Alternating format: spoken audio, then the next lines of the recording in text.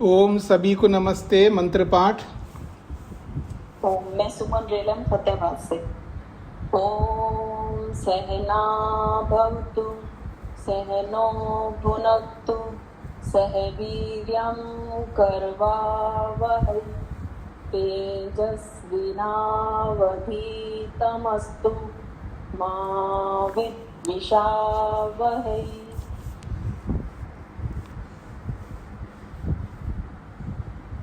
वेदांत दर्शन की कक्षा संख्या 200 है। चौथे अध्याय के 3 पाद हो चुके हैं, अंतिम पाद बचा हुआ है और इसके बाद वेदांत पूरा हो जाएगा। तो पिछले पाठ में जो 14वें सूत्र से लेके 16वें सूत्र तक, इसमें 14वां सूत्र है न च कार्ये प्रतिपत्ति अभिसंधि। आप में से कोई बताने वाले हैं? हाँ, नमस्ते स्वामी जी। जी। प्रसंग है शरीर छोड़ने के बाद ब्रह्मवेत्ताओं की गति का। इसके संदर्भ में छांदोग्य का प्रमाण है तद ये इत्थम विदुः ये ही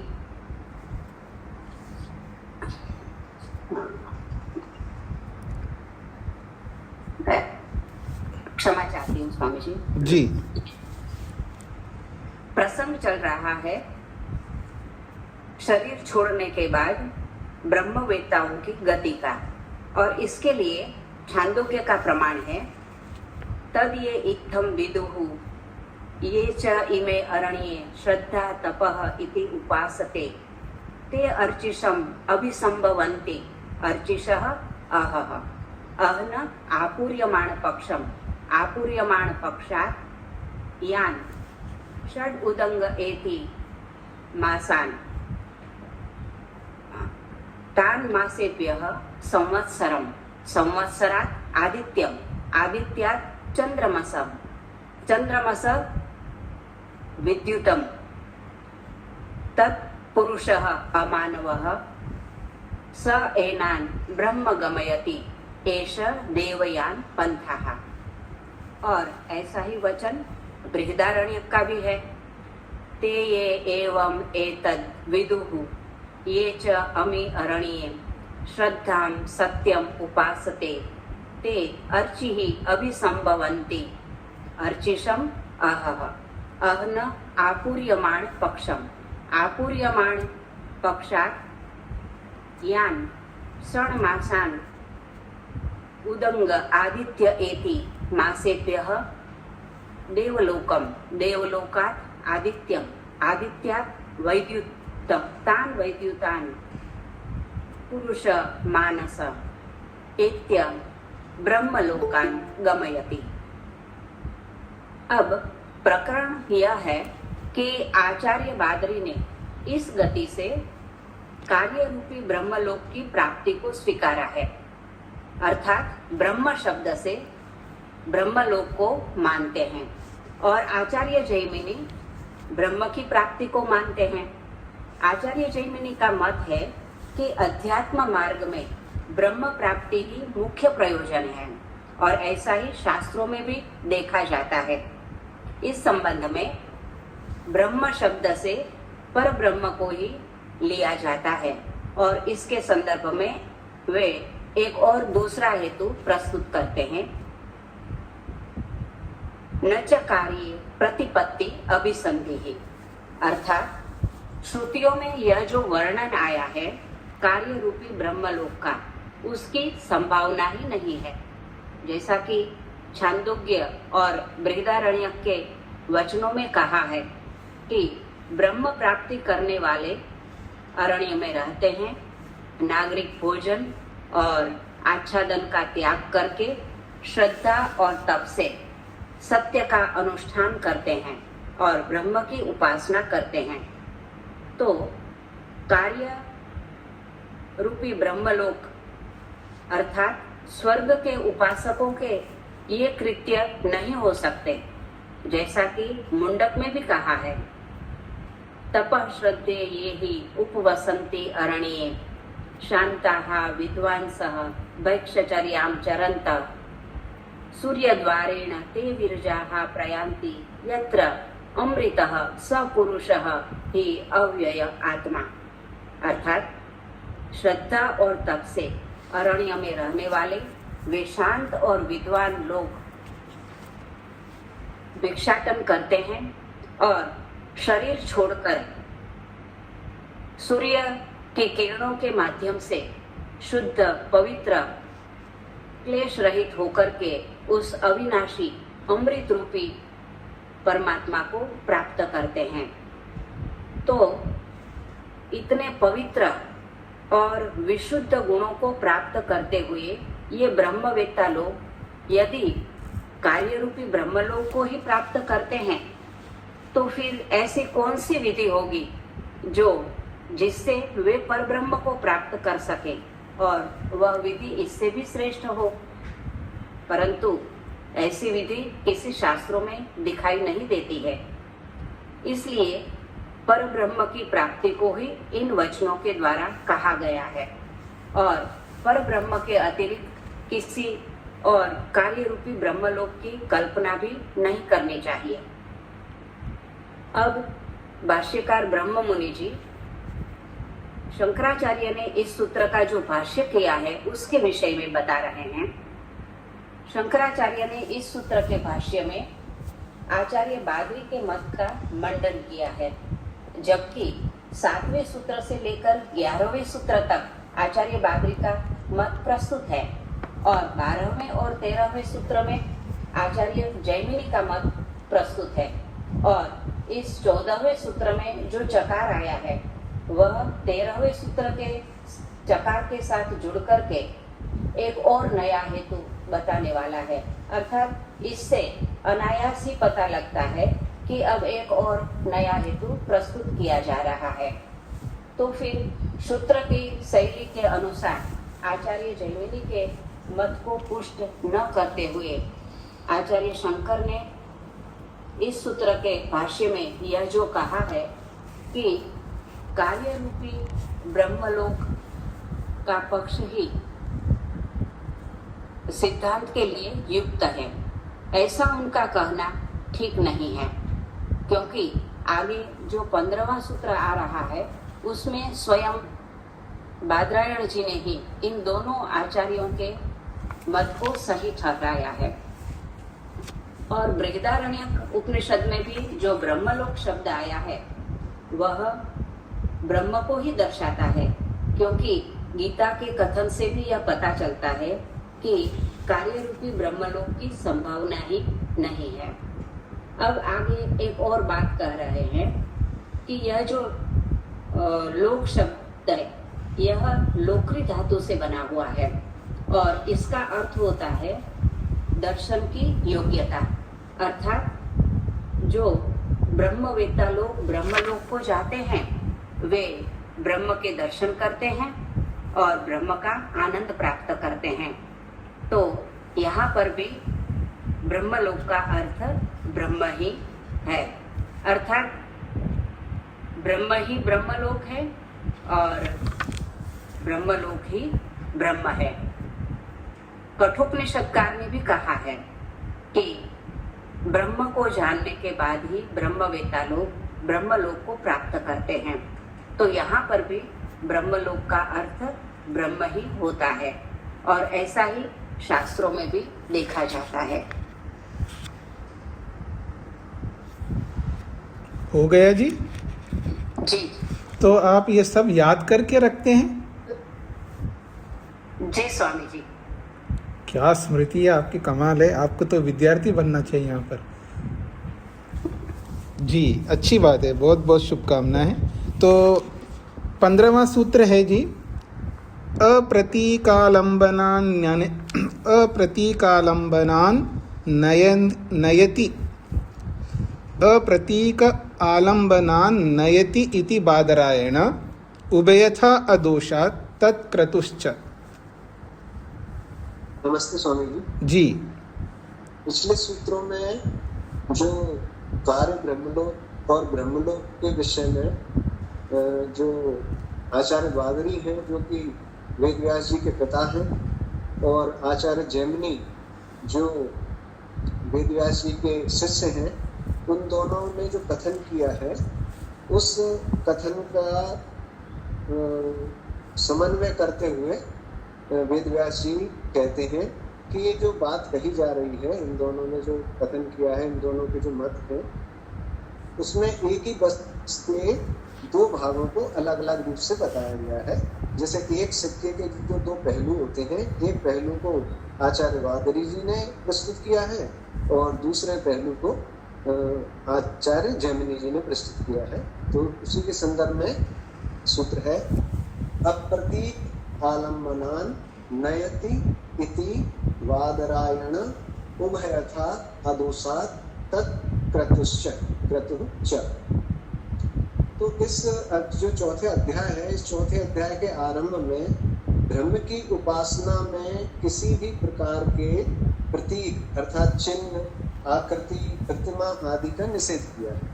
अर्थात परमात्मा का कोई ऐसा प्रतीक, कोई ऐसा चिन्ह नहीं है जिसके माध्यम से परमात्मा की उपासना की जाए।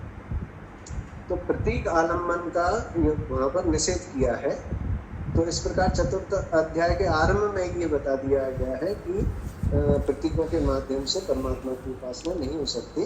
तो उसी को यहाँ आगे बढ़ाते हुए कहते हैं, अप्रतीक आलम्बनान, मतलब प्रतीकों पे जो आलम्बन से रहित केवल चेतन स्वरूप जो ब्रह्म है, उसकी उपासना करने वाले जो ब्रह्म उपासक हैं, उन ब्रह्म उपासकों को ये जो अमानव रूपी मानस पुरुष है, अर्थात जो सूक्ष्म शरीर विद्युत है, वो उन ब्रह्म उपासकों को शरीर त्याग करने के पश्चात ब्रह्म के प्रति ले जाने वाला होता है।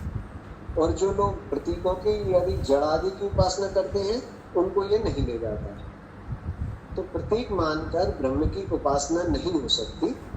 क्यों नहीं हो सकती? तो इसके लिए गुरु में कह चुके हैं, न प्रतीके न ही सह, अर्थात प्रतीक की उपासना नहीं करनी चाहिए क्योंकि वह परमात्मा नहीं है। अब यहाँ पर ब्रह्म की उपासना के विषय में बताया जा रहा है कि ब्रह्म की जो उपासना होती है वो दो प्रकार से की जाती है। एक निर्गुण ब्रह्म उपासना और दूसरी है सगुण ब्रह्म उपासना। तो निर्गुण ब्रह्म उपासना के विषय में बता रहे हैं कि ब्रह्म से भिन्न जो वस्तुओं के गुण हैं, परमात्मा उन गुणों से रहित है। ऐसा परमात्मा कैसा है? वो अकायम, अर्थात वो शरीर से रहित है। अवर्णम, छिद्र रहित है। अस्नावरम, नस नाड़ियों से रहित है। अशब्दम, उसमें शब्द नहीं है, वो शब्द से ही रहित है। अस्पर्शम, वो स्पर्श से रहित है। अरूपम, वह रूप से रहित है। अव्ययम, उसका क्षय नहीं होता है।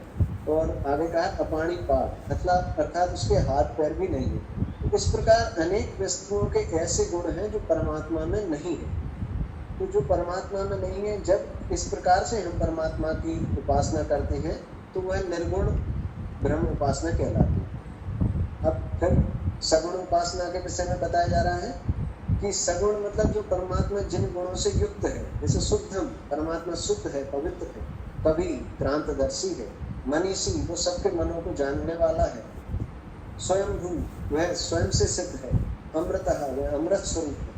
रसेन तृप्तः, वह आनंद से परिपूर्ण है। सच्चिदानंद स्वरूप है और सर्वव्यापक है, सबका नियंता है। आदि इन गुणों से जब परमात्मा की उपासना करते हैं तो उसे सगुण उपासना कहते हैं। कह रहे हैं कि इन दोनों प्रकार से जो ब्रह्म की उपासना करते हैं उन्हें ब्रह्म उपासक कहते हैं। तो यहाँ जो और वो ही परमात्मा को प्राप्त करते हैं। तो ऐसा बादरायण ऋषि मानते हैं। और वो आगे कहते हैं कि जो बादरी आचार्य और जैमिनी आचार्य हैं, उनमें उनके कथनों में अभयता अदोषा, अर्थात इन दोनों के कथनों में, इन दोनों के मतों में किसी प्रकार का कोई दोष नहीं है। जैसा कि कार्य ब्रह्म लोक को प्राप्त होते हैं या ब्रह्म को प्राप्त होते हैं, इन दोनों कथनों में इस प्रकार से कोई दोष नहीं है।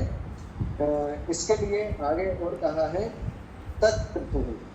इसलिए क्या है कि जो बादरी आचार्य का कहना है कि जो उपासक होते हैं बादरी आचार्य के अनुसार, वो तत्कृतु, वो भी तत्कृतु होते हैं, अर्थात ब्रह्मकृतु होते हैं। अर्थात ब्रह्म संकल्प वाले होते हैं, ब्रह्म की प्राप्ति के लिए संकल्प वाले होते हैं। और जो जैमिनी आचार्य के अनुसार जो उपासक हैं वे भी तत्कृति अर्थात ब्रह्म की संकल्प ब्रह्म को प्राप्त करने के संकल्प वाले होते हैं, ब्रह्मवर्ती होते हैं। तो कहा जा रहा है कि दोनों के मतों में दोनों ही उपासक हैं और दोनों ही तत्कृति अर्थात ब्रह्म दोनों ही ब्रह्म को प्राप्त करने के संकल्प वाले हैं और वे ही ब्रह्म को प्राप्त करना चाहते हैं।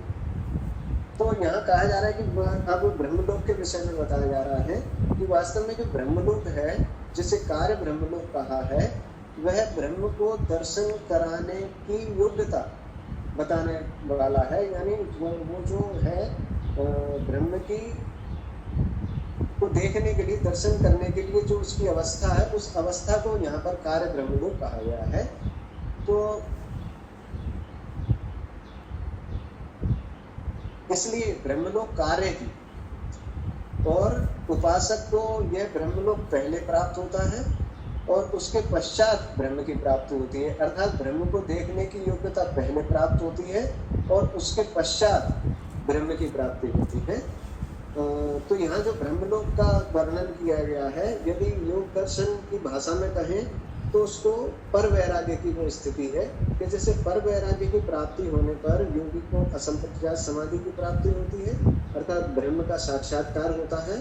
ठीक उसी प्रकार यहाँ पर पहले जो उपासक है उसके लिए ब्रह्मलोक कार्य ब्रह्मलोक की प्राप्ति होती है और उसके पश्चात ब्रह्म भी प्राप्त हो जाता है। जैसा कि पूर्व में इसी पाद के 10वें सूत्र में जो कहा गया है कार्यात्यये तद अध्यक्षेण सह अतः परम अभिधाना, ये जो 10वां सूत्र है उसमें बताया है कि जब योगी का कार्य समाप्त हो जाता है अर्थात जब ब्रह्मलोक को लांघ कर आगे बढ़ता है तो परमात्मा के साथ योग होने पर वो पर ब्रह्म को प्राप्त होता है। अर्थात पहले कार्य ब्रह्मलोक को पूरा कर लेता है वो योगी और उसके पश्चात अतिक्रमण करके फिर ब्रह्म को प्राप्त होता है। तो इसलिए वह ब्रह्म उपासक पहले ब्रह्म दर्शन की योग्यता को प्राप्त करता है, उस अवस्था को प्राप्त करता है और उसके पश्चात ब्रह्म के साथ तादाद में होकर ब्रह्म के साथ जुड़कर ब्रह्मनिष्ठ होकर वह ब्रह्म को अनुभव करता है। तो इस प्रकार से ये जो यहाँ पर बादरायण जी कहते हैं कि बादरी आचार्य का जो कहना है और जो जैमिनी आचार्य का कहना है जो कथन किया है उसमें किसी प्रकार का कोई दोष नहीं है, केवल जो प्रस्तुतिकरण की शैली है वह भिन्न भिन्न है। इसलिए दोनों का समन्वय करके मुख्य प्रयोजन को समझ लेना चाहिए, ऐसा बादरायण ऋषि ने यह समन्वय किया है। जी विशेषम च दर्शयति 16वां सूत्र है। जय आचार्य जी नमस्ते। यहाँ पर पूर्व सूत्र में अति सुंदर गुरु और पिता और शिष्य जो जिन दोनों की समन्वय को दिखाते हुए वेदव्यास जी बादरायण जी इस बात के अंतिम सूत्र को प्रस्ताव करते हैं। विशेष सूत्र है विशेषं च दर्शयति। विशेषं च दर्शयति श्रुति ही खलु विशेषं च दर्शयति। श्रुति भी कुछ विशेष को यहाँ पर स्पष्ट करती है। विशेषण स्पष्ट होती, क्या विशेष रूप से स्पष्ट करती है? ब्रह्म वा ब्रह्मलोको वा उभयम एकम एव इति मंतव्यम। वो ब्रह्म हो या ब्रह्मलोक हो उभय एकम एव एक ही को ही दर्शाते हैं। यत् छांदोग्य श्रुतो जो कि छांदोग्य की श्रुति में व छांदोग्य उपनिषद में कहती है ये च इमे अरण्ये श्रद्धा तप इत्युपासते ते अर्च्य अभिसंधि संभवन्ति स पुरुषो अमानव स ब्रह्म गमयति।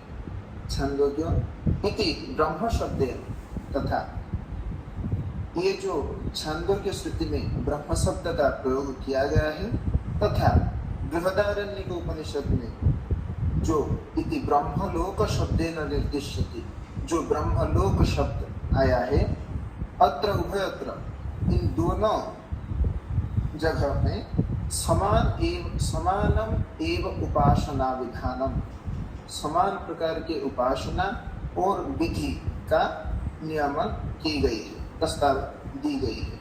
मार्गश्च समानः, और मार्ग भी जो है वो भी एक ही प्रकार का बताया गया है, दोनों ही क्षेत्र में, दोनों ही सूत्र में, दोनों ही श्लोक में।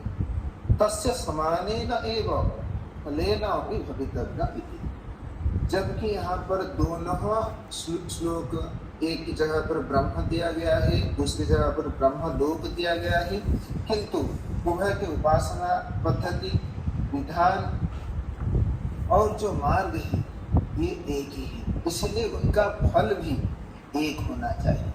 जो कि तो जो दो शब्द दी गई है, जबकि वो फल एक ही होना चाहिए, तो हमें उन दोनों शब्द को एक ही मानना चाहिए। तो यहाँ पर जो ब्रह्मलोक और जो ब्रह्म दोनों पद को प्रयोग हुआ है वो एक ही है, ऐसा मानते हैं। तो अंतिम में इसका जो सूत्र ऐसे होगा, श्रुति विशेष रूप से स्पष्ट करती है कि ब्रह्मलोक हो या ब्रह्म पद हो, दोनों का एक ही अर्थ है, क्योंकि दोनों की उपासना, विधान, मार्ग और फल की प्राप्ति एक ही है। जी, तो ब्रह्मा और ब्रह्मलोक दोनों एक ही है। तो ब्रह्मलोक को प्राप्त करके फिर ब्रह्म को प्राप्त करना, ये जो बातें कही गई है अभी प्रमोद जी ने जो बताया 15वें सूत्र के अनुसार, पहले ब्रह्मलोक को प्राप्त होता है, अर्थात ब्रह्म को देखने का सामर्थ्य को प्राप्त होता है, फिर उसके बाद ब्रह्म को प्राप्त होता है, अर्थात ब्रह्मलोक अलग है और ब्रह्म अलग है। लेकिन 16वां सूत्र कहता है दोनों एक ही है। तो ये थोड़ा सा अंतर जो हो रहा है, इस अंतर को थोड़ा आपको समझना है। कोई अंतर नहीं है, ये बताने की शैली है। ब्रह्म को देखने की योग्यता को प्राप्त होना और फिर ब्रह्म को प्राप्त होना, ये दोनों में केवल इतना ही अंतर होता है जैसे पर वैराग्य को प्राप्त होना और समाधि का लगना। पर वैराग्य हुए बिना समाधि नहीं लगती है, अर्थात समाधि का कारण है पर वैराग्य और कार्य है समाधि। ये जो कार्य कारण जो बताया जा रहा है, ये ऐसा नहीं है कि पहले ईंटें, सीमेंट, रोड़ा, सरिया, मजदूर ये सब हो जाए, फिर उसके बाद में जाकर के 6 महीने में, साल भर में मकान बनेगा।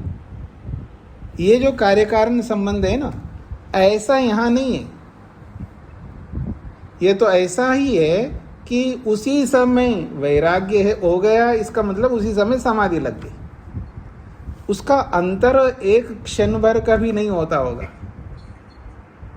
पर थोड़ा सा अंतर है, बहुत ही माइनर अंतर है, बहुत सूक्ष्म अंतर है। इसी को थोड़ा सा अलग करके बताया। बाकी ब्रह्मलोक को प्राप्त करना कहो या ब्रह्म को प्राप्त करना कहो, इसलिए एक ही, ऐसा 16वां सूत्र कहता है। तो पूर्व परता को बताने की दृष्टि से ब्रह्म को प्राप्त करने की योग्यता को पा लेता है, फिर ब्रह्म का दर्शन करता है, ये बताने की शैली है। अभी आप सबको स्पष्ट हो गया जी। दूसरी बात,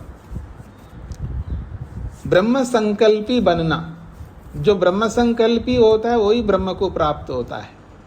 ये जो 15वां सूत्र कहता है, अभी प्रमोद जी ने स्पष्ट किया, जो ब्रह्म संकल्पी होता है वही ब्रह्म को प्राप्त होता है। तो ब्रह्म संकल्पी होना और ब्रह्म को प्राप्त करना मतलब क्या है? ब्रह्म संकल्पी जो होता है वही ब्रह्म को प्राप्त होता है, इसका क्या अभिप्राय है? कोई आप में से बताएंगे? उत्तर आता है तो बताना, बताने की जो एक होता है ना, वो नहीं बताना। हाँ जी, अल्पना जी।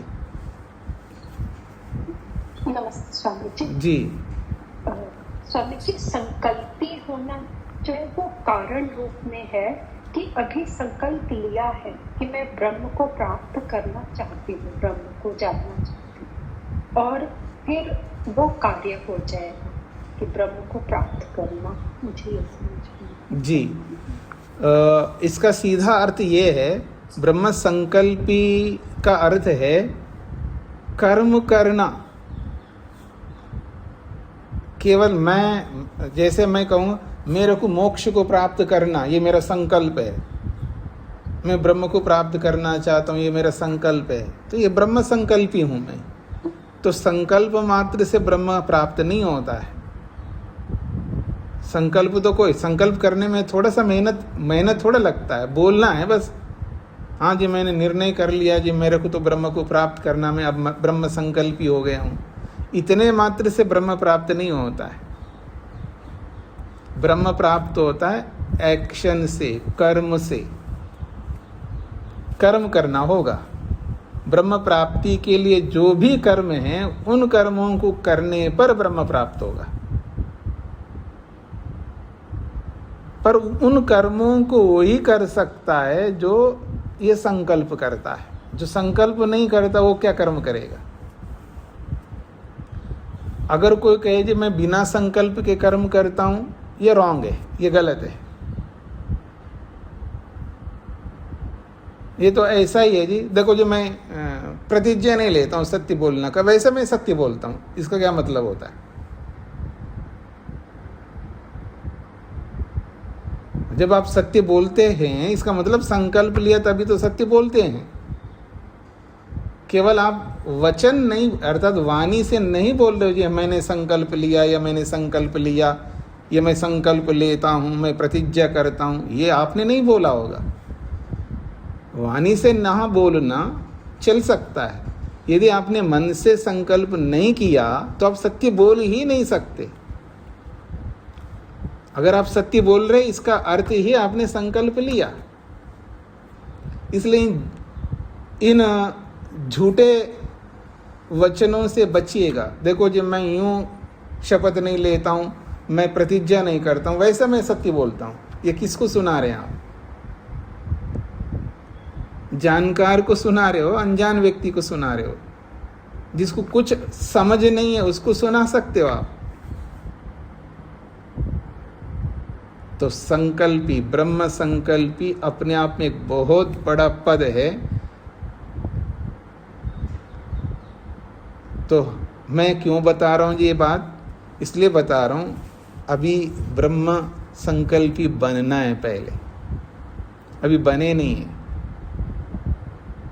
क्योंकि ब्रह्म संकल्पी बनते ही सब बदल जाएगा, क्योंकि उसके बाद में कर्म ही करना है। वो कर्म करेंगे नहीं, लेकिन मैं ब्रह्म संकल्पी हूं, ये नहीं चलेगा। यदि ब्रह्म संकल्पी है तो ब्रह्म संकल्पी वही होता है जो ब्रह्म संकल्प को पूरा करने के लिए जो जो करना है वो सब करना, प्रारंभ करना होगा। और वो प्रारंभ नहीं करेंगे, कर्म स्टार्ट नहीं करेंगे तो ठीक है। इसका सीधा अर्थ है हम ब्रह्म संकल्पी नहीं है।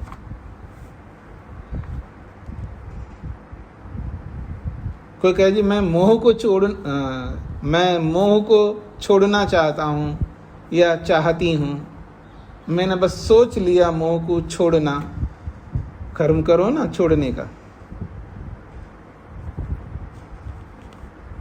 इच्छा रखना कोई भी रख सकता है, उस इच्छा के लिए, उस इच्छा की पूर्ति के लिए कर्म करना पड़ता है। और एक बात, उस कर्म के लिए तत्वज्ञान की आवश्यकता होती है। तत्वज्ञान नहीं है तो कर्म नहीं कर पाएगा व्यक्ति। ये किसी अनजान व्यक्ति को आप सुनाया नहीं, मेरे को सब पता है जी, टेंशन तो नहीं लेना चाहिए, मेरे को पता है। नहीं पता है, तत्वज्ञान नहीं है उस विषय में। अगर तत्वज्ञान होता तो आप टेंशन को रोकेंगे, टेंशन को रोकने के लिए कर्म करोगे। अगर आप कर्म नहीं कर रहे हैं इसका मतलब आपको पता है नहीं है, अर्थात तत्वज्ञान नहीं है। फिर क्या है? जानकारी है।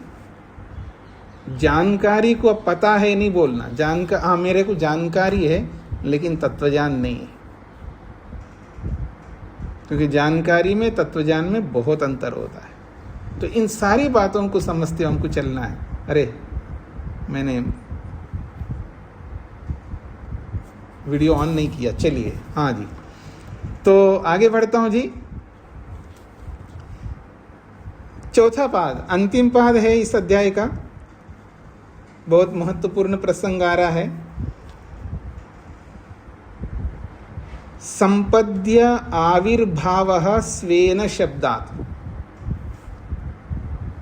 संपद्य आविर्भावः स्वेन शब्दात्। संपद्य स्वेन आविर्भावः ब्रह्मोपासको विद्वान् खलु शरीरात् उत्क्रम्य ब्रह्मणि संपद्यते संविशति। तत्र संपत्तिं संवेशं लब्ध्वा स तस्य स्वेन रूपेण आविर्भावः प्रकटीभावो भवति। ये जो ब्रह्मवेत्ता लोग हैं, ब्रह्मोपासक है,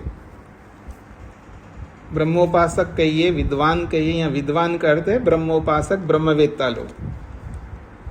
खलु निश्चित रूप से शरीराद उत्क्रम्य, जब शरीर छोड़ देते हैं वो, क्योंकि ब्रह्मवेत्ता बन गए, ब्रह्म को जान लिया उन्होंने, जो इस शरीर में, मनुष्य शरीर में करने योग्य जो भी था उस सब को कर लिया है। अब करने योग्य कुछ बचा नहीं है, और शरीर भी रहने योग्य, रहने लायक नहीं रहा है। अब शरीर को त्याग करना है।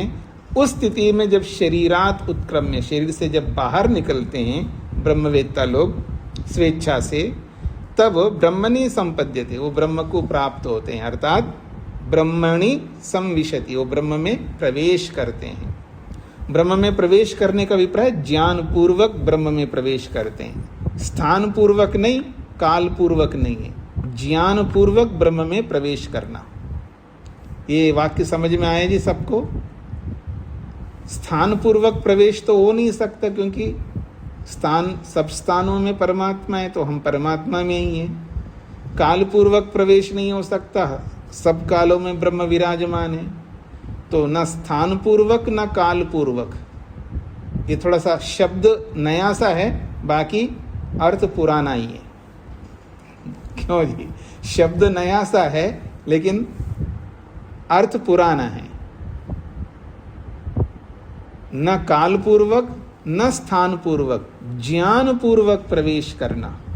तो ब्रह्मणि संपद्यते अर्थात संविशति, ज्ञान पूर्वक ब्रह्म में वो ब्रह्मवेत्ता प्रवेश करता है, अर्थात तत्र संपत्तिम संवेशम लब्ध्वा, तत्र संपत्तिम उस परमात्मा में, तत्र वहाँ पर संपत्ति को, अर्थात संवेशम लब्ध्वा उसमें प्रवेश करके, संपत्तिम अर्थात संवेशम लब्ध्वा, इसका अर्थ है उस परमात्मा में प्रवेश करके, ज्ञान पूर्वक प्रवेश करके, स वो ब्रह्मवेत्ता, तस्य स्वेन रूपेण आविर्भाव, वह अर्थात तस्य अपने स्वेन रूपेण, अपने निज स्वरूप में आविर्भाव, अपने निज स्वरूप में आविर्भूत होता है, अर्थात प्रकटीभावो भवति, वो प्रकट होता है।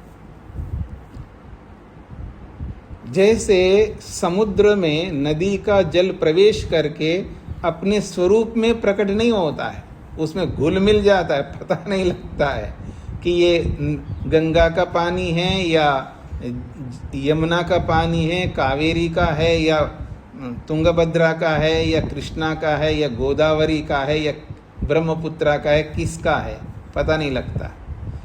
समुद्र में पानी, जब नदी का पानी प्रवेश करता है, अपने निज स्वरूप में नहीं रहता है, तादात्म्य होकर के समुद्र का पानी जैसा होता है, अर्थात समुद्र का पानी कैसा होता है वो भी वैसा ही होता है, अलग आप नहीं कर सकते।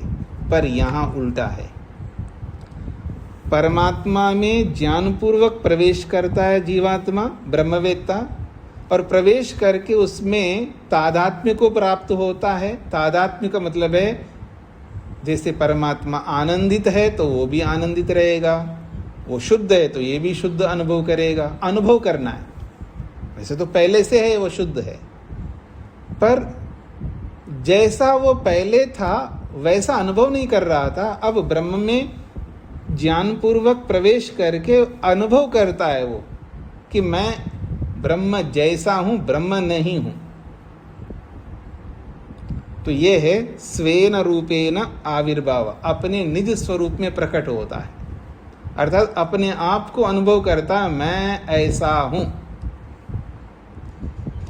कुतो अवगम्यते, ये कैसे जाना जाता है जी कि मैं ब्रह्म में प्रवेश करके अपने स्वरूप में रहना, ब्रह्मलीन हो जा गया, अब तो ब्रह्म हो गया है वो, अब वो आत्मा नहीं रहा, अद्वैतवादी जो मानते हैं वो ब्रह्म में विलीन हो गया, अर्थात ब्रह्म हो गया, अब वो आत्मा नहीं रहा, ऐसा जो मानते हैं उसका ये निषेध है। कहते हैं वो ब्रह्म में प्रविष्ट होकर के अपने स्वरूप में रहता है, अर्थात अपनी आइडेंटिटी रहती है उसकी, अपना अलग अस्तित्व रहता है उसका। कुतो अवगम्यते, कैसे जाना जाता है? तो कहते हैं तद विषयक श्रुति वचनात्, इस विषयक, इस बात को बताने वाली श्रुति होने से। क्या है वो श्रुति? एषा संप्रसादो अस्मा शरीरात् समुत्थाय परम ज्योति उपसंपद्य स्वेन रूपेण अभिनिष्पद्यते। ये छांदोग्य का वचन है। एषः संप्रसाद, यह जो संप्रसाद है, संप्रसाद, सम्यक प्रसाद, संप्रसाद, कौन बताएंगे ये संप्रसाद का अर्थ?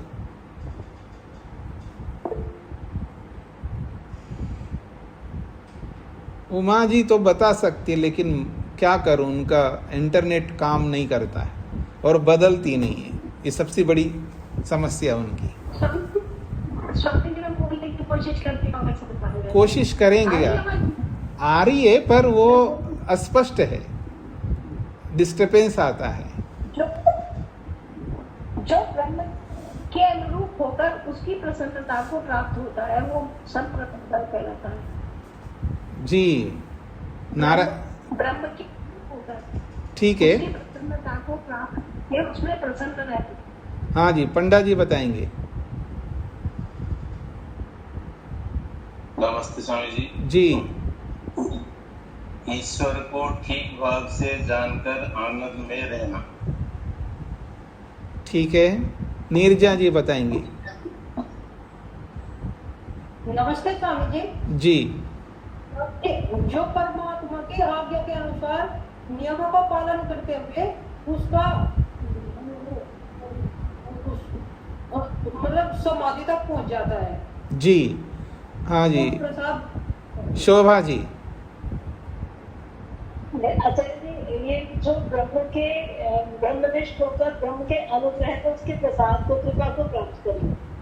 निर्मला जी, यही अर्थ है?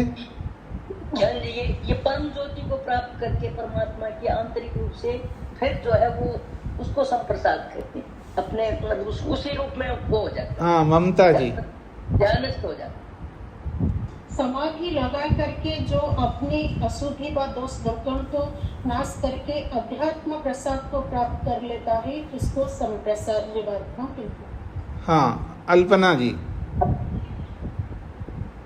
स्वामी जी, इसमें आनंद रूपी प्रसाद को प्राप्त कर लेना, ये और जोर से है। प्रसाद, प्रसन्नता जो है वो ईश्वर के आनंद को प्राप्त कर लेना जी, सम्यक प्रकार से। जी, अध्यात्म प्रसाद सुना है ना आपने योग दर्शन में? अध्यात्म प्रसाद, तो वो है यहाँ संप्रसाद। ऋतंबरा प्रज्ञा जिसको प्राप्त होती है वो, उसको कहते हैं अध्यात्म प्रसाद। तो आगे बढ़ता हूं, वह ये जो संप्रसाद यानी जीवात्मा का एक नाम है संप्रसाद, ये नाम तब मिलता है जब वो अध्यात्म प्रसाद को, ऋतंभरा प्रज्ञा को प्राप्त होता है। तो वो जो अध्यात्म प्रसाद को प्राप्त हुआ, जो संप्रसाद नामक जीवात्मा है, अस्मात् शरीरात् समुत्थाय, जब अपने कर्तव्यों को पूरा करके शरीर से जब बाहर निकलता है, तब परम ज्योति उपसंपद्य, परम ज्योति परमात्मा को प्राप्त होकर के स्वेन रूपेण अभिनिष्पद्यते, अपने निज स्वरूप में रहता है। ब्रह्म में लीन होकर के ब्रह्म नहीं बनता है, अपने स्वरूप से रहता है, अपने अस्तित्व में रहता, अलग अस्तित्व में रहता। ये समझने योग्य बात है। तो सूत्रार्थ लिख सकते हैं, ब्रह्मवेत्ता शरीर त्याग करके, ब्रह्मवेत्ता शरीर त्याग करके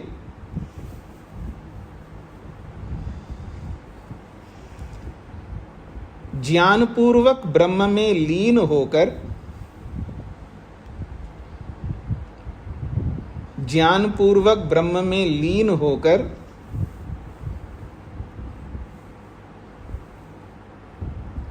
ज्ञानपूर्वक ब्रह्म में लीन होकर भी अपने पृथक निज स्वरूप में प्रकट रहते हैं, अपने पृथक निज स्वरूप में प्रकट रहते हैं,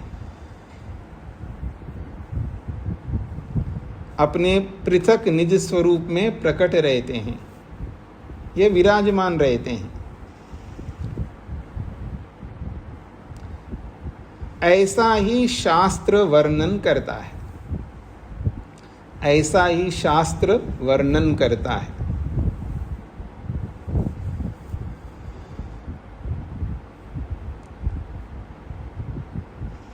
हाँ प्रमोद जी बताइए। जी चलिए।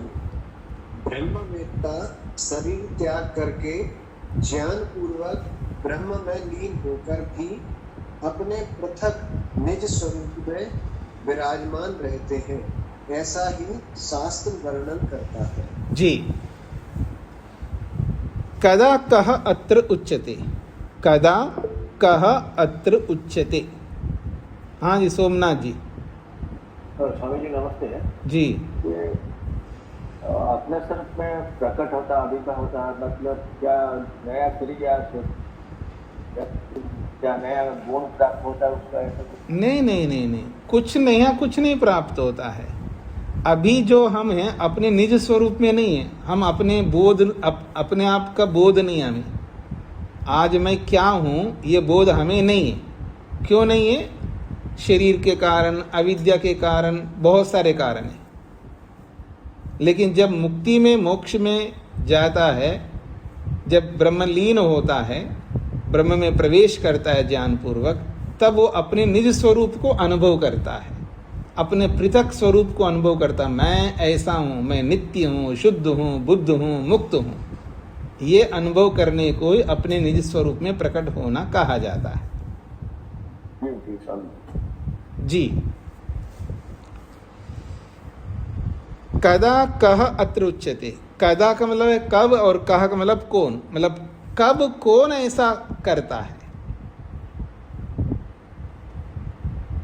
कदा कह अत्र उच्यते अर्थात कदा कब, कब कौन ऐसा होता है, या कब कौन ऐसा कर पाता है, ये प्रश्न है।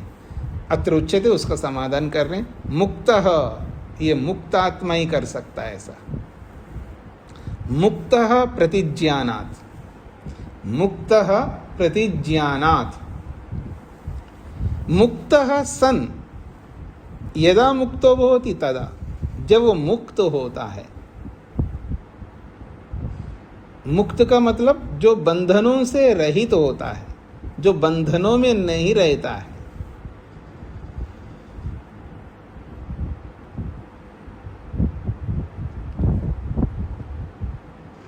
त्रीणि बंधनानि श्लथयति, योग दर्शन में बोला है ना, तीनों बंधनों को शिथिल करता है। वो तो संप्रज्ञात समाधि की स्थिति की बात कही है वहाँ पर, और यहाँ तो असंप्रज्ञात समाधि में जा करके सारे बंधनों को तोड़ देता है, मुक्त हो जाता है सभी बंधनों से। जब शरीर छोड़ता है ब्रह्मवेत्ता, शारीरिक बंधन यानी स्थूल शरीर के बंधन से, सूक्ष्म शरीर के बंधन से, कारण शरीर के बंधन से, कर्म बंधन से, पुनर्जन्म के बंधन से, अविद्या रूपी बंधन से, सारे बंधनों से मुक्त होता है। कोई बंधन नहीं रहता वहाँ पर, ना अविद्या का बंधन, ना कर्मों का बंधन। स्वामी पंडित जी आवाज कट रही है आपकी। आवाज कट रही है, इंटरनेट ठीक नहीं है आपका। आज नहीं आ रहा। अच्छा, क्यों जी, सभी को ऐसा लग रहा है? अब ठीक जी। हुआ। मेरा भी ऐसा ही लग रहा है। जी यथा मुक्त भवति, यहाँ से व्याख्या की ना, तब से लट गया है। जी जी जी। तो बोल दिया है। मुक्तः सन यदा मुक्तो भवति तदा, अब आ रही है ना ठीक? जी, यदा मुक्तो भवति, जब वो मुक्त आत्मा बनता है तब ये अनुभव करता है। मुक्त किसको कहते हैं ये बता रहा था। मुक्त हो होता है जो सारे बंधनों से मुक्त होता है। सारे बंधन का मतलब अविद्या के बंधन से, कर्मों के बंधन से, स्थूल शरीर के बंधन से, सूक्ष्म शरीर के बंधन से, कारण शरीर के बंधन से, संस्कारों के बंधन से, सारे बंधनों से जब मुक्त होता है तब ये ऐसा अनुभव करता है। यदा मुक्तो भवति तदा, जब वो इन सारे बंधनों से मुक्त होता है तब ऐसा अनुभव करता है। कथम, कैसे? ये कैसे आप कह सकते हैं? तो कहता प्रतिज्ञानात्, प्रतिज्ञातः खलु मुक्तः तत्र, मुक्त को लेकर के वहां प्रतिज्ञा की गई है। प्रतिज्ञातः खलु मुक्तः, मुक्त आत्मा के लिए प्रतिज्ञातः, वहां प्रतिज्ञा की गई, अर्थात वहां शास्त्र ने बताया, शास्त्र ने प्रतिज्ञा की है। कहाँ की है? तत्र, वहां पर, शास्त्र में। प्रतिज्ञाता खलु मुक्तः तत्र, तत्र उस स्थान पे मुक्त आत्मा के लिए प्रतिज्ञातः खलु, खलु निश्चित रूप से, तत्र वहां पर शास्त्र में मुक्त के संदर्भ में प्रतिज्ञाता, प्रतिज्ञा की गई है। क्या प्रतिज्ञा की गई है? अशरीरम वा वसंतम न प्रिया प्रिये स्पृशतः। ये छांदोग्य वचन है, बहुत महत्वपूर्ण है। अशरीरम वा वसंतम न प्रिया प्रिये स्पृशतः। वाक्य के एक एक शब्द को समझने का प्रयत्न करिएगा। अशरीरम, अशरीरम का लो जो शरीर रहित आत्मा है। तो शरीर रहित आत्मा तो बंधन में रहने वाला भी होता है, शरीर जब नहीं होता है, लेकिन उसके साथ सूक्ष्म शरीर रहता है, कारण शरीर रहता है, संस्कार रहते हैं, अविद्या रहती है, सब रहते हैं वहाँ पर। तो यहाँ अशरीरम का मतलब वो बिना शरीर वाला है जो बंधनों से मुक्त व्यक्ति है। तो अशरीरम का मतलब बंधन रहित आत्मा। वावा करते हैं निश्चित रूप से, जैसे खलु होता है वैसे ही वावा है यहाँ पर। वावा ये अव्यय है, ये निश्चित अर्थ को बताने के लिए है। जैसे खलु शब्द बोलता है वैसे वावा शब्द बोलता है। मेरे को मत देखिए, लिख लीजिएगा नहीं तो भूल जाएंगे आप लोग। हाँ, वावा शब्द का मतलब लिख लीजिए, नहीं तो फिर आप भूल जाएंगे।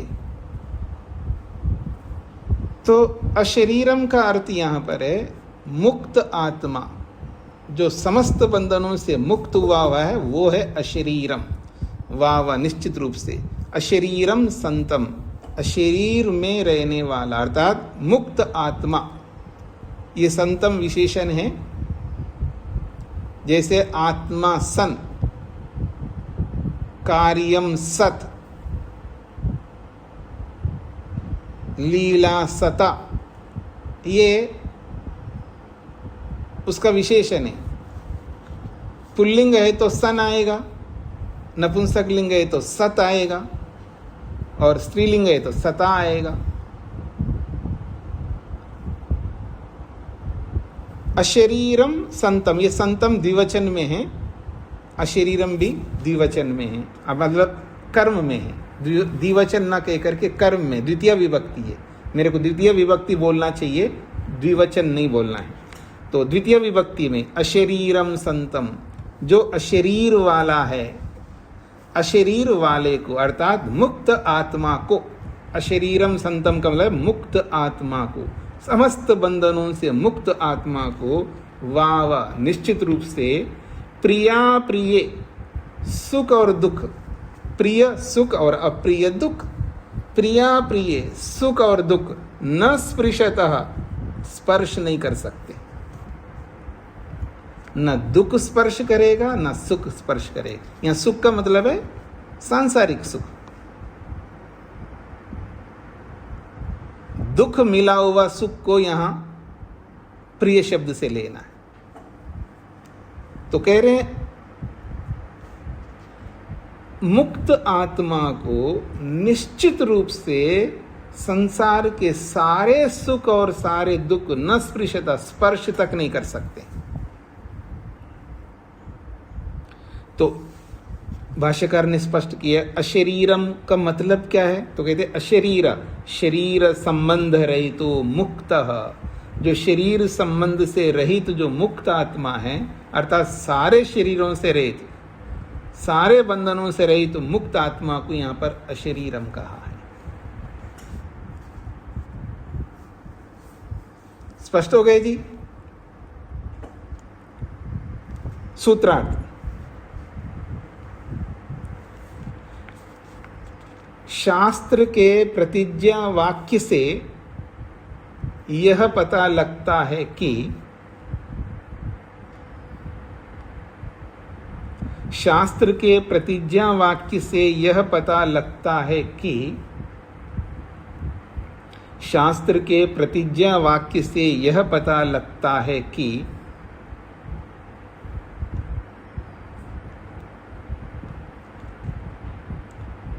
जो मुक्त अवस्था में आत्मा का स्वरूप प्रकट होता है,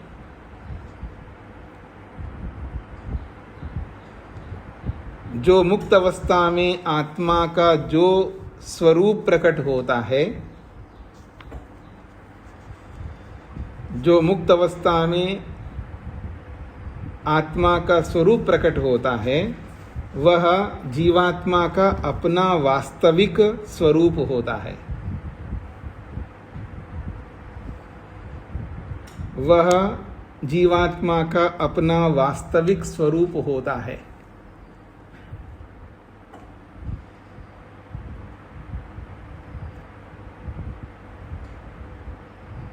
वह जीवात्मा का अपना वास्तविक स्वरूप होता है। शास्त्र के प्रतिज्ञा वाक्य से यह पता लगता है कि जो मुक्त अवस्था में आत्मा का स्वरूप प्रकट होता है, वह जीवात्मा का अपना वास्तविक स्वरूप होता है।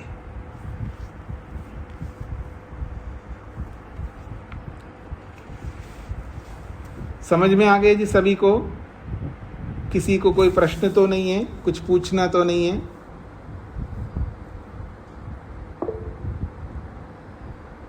हाँ जी, कुसुम जी। स्वामी जी नमस्ते। स्वामी जी, संप्रज्ञात समाधि में तदा दृष्टि सर्वोपरि अवस्थानम की स्थिति प्राप्त हो जाती है ना? हाँ जी, हाँ जी, वही अवस्था उसमें रहती है मुक्ति में? हाँ जी, वही अवस्था रहती है। वह शरीर में रहते हुए अनुभव करता है और यहाँ बिना शरीर में रहते हुए अनुभव करता है। दोनों में अंतर है कि वहाँ समाधि की अवस्था में सुख दुख स्पर्श नहीं करते हैं, समाधि से ऊपर आता है अर्थात समाधि से बाहर आता है तो फिर दोनों स्पर्श करते हैं वहाँ पर मुक्त अवस्था में स्पर्श ही नहीं करते, इसलिए ये विशेष है वहाँ की अपेक्षा से। अरुण जी। नमस्ते स्वामी जी। स्वामी जी, संतम का जरा दोबारा से बताएं। ये एक रूप चलता है किसी शब्द के साथ में, इसको आप ऐसा कह सकते हैं सर्वनाम जैसा है, यूं समझ सकते हैं आपकी दृष्टि से, आपकी भाषा में जैसे विशेषण होता है ना, तो विशेषण वाला शब्द है। जैसे आत्मा सन, इसका अर्थ होता आत्मा है। कार्यम सत, कार्य है। लता सता, मतलब लता है, ऐसा। तो ये वर्तमानत्व को द्योतित करने के लिए ये एक सर्वनाम जैसा है। ठीक है जी। तो ऐसे ये संतम जो है ये द्वितीय विभक्ति का एक वचन है, संतम। ठीक है। तो क्योंकि अशरीरम के साथ जुड़ा हुआ है तो अशरीरम संतम, मुक्त आत्मा को, ऐसा अर्थ निकलेगा।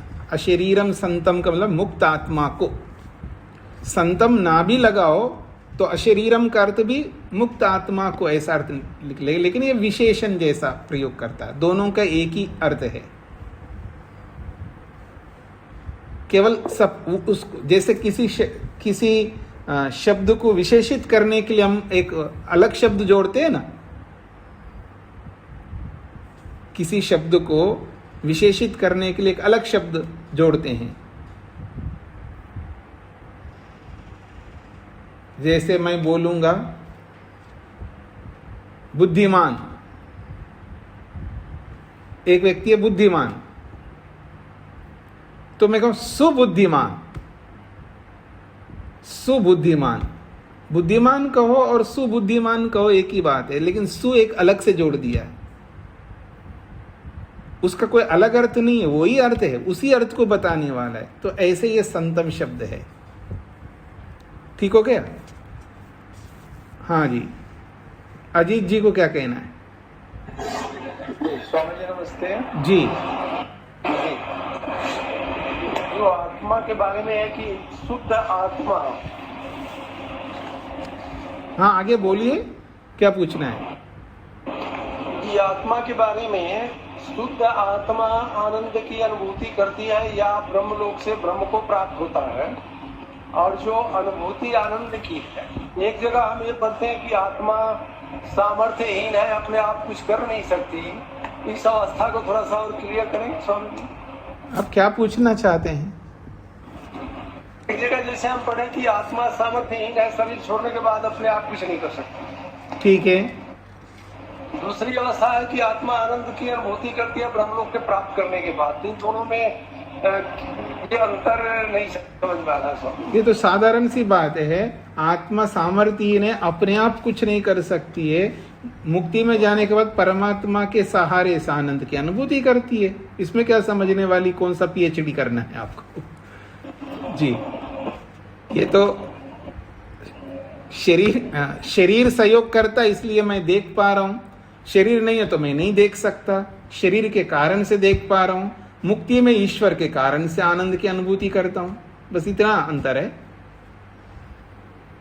ठीक हो गया? या और कोई डाउट है आपको? अभी तो डाउट इतनी जल्दी खत्म नहीं होगी। अच्छा ठीक है, कोई बात नहीं, कोई बात नहीं। अब मैं उसके लिए क्या उत्तर दूंगा? किसी को मैं संतुष्ट करूंगा ऐसा मेरा कोई है ही नहीं है ना। अब वो खुद संतुष्ट ना हो तो मैं क्या कर सकता हूं? कोई बात नहीं। सामर्थ्यहीन का मतलब जैसे कोई बॉल है, बॉल कुछ नहीं कर सकता, लेकिन मैं फेंकूंगा ना तो आपको चोट लग जाएगा। आपके ऊपर फेंकू, किसी क्रिकेट के बॉल होता है ना, उससे और जोर से लगा दूं तो आपको चोट लगेगा। अरे वो कुछ नहीं कर सकता बोला है, फिर आपको चोट कैसे दिया उसने? मेरे कारण से दिया है। तो ऐसे ही जीवात्मा अपने आप कुछ नहीं कर सकता, लेकिन ईश्वर के कारण से आनंद की अनुभूति करता है। जैसे शरीर के कारण से मैं देख पा रहा हूं, आंखों के कारण से आपको देख पा रहा हूं, और आंखें नहीं है तो मैं देख नहीं सकता। तो कारण कौन बन रहा है? आंखें बन रही है, ऐसा। ठीक है, मैं इसको यहीं पर विराम देता हूं। ओम शांति शांति शांति ही।